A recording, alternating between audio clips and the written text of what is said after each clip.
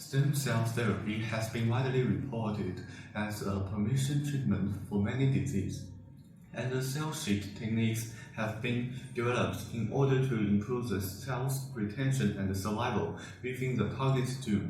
During cell sheet construction, the insufficient nutrition supply remains a key problem for the loss of stem cells function, and the unsatisfactory stem cells property would finally affect the therapeutic effect in vivo. On purpose to prepare a viable multi-layered stem cell sheet product, our team developed decellularized porcine precordiums as cell sheet scaffold. Based on the scaffold, the multi-layered cell structure would be quickly constructed with nanopeptide hydrogel, and a dynamic perfusion system is used to ensure the stem cell's nutrition supply in vitro. Dig up a dry DPP scaffold and put it in the center of the black base.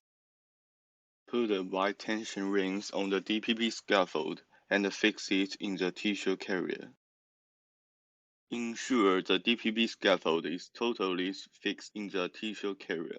Add 100 microliters culture mediums on the DPP scaffold. Put the scaffold into the 37 degrees Celsius incubator and allow it to soak for 15 minutes. Take the cells out of the incubator.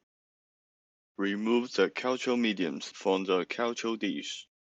Gently wash the cells with 2 ml warm PBS.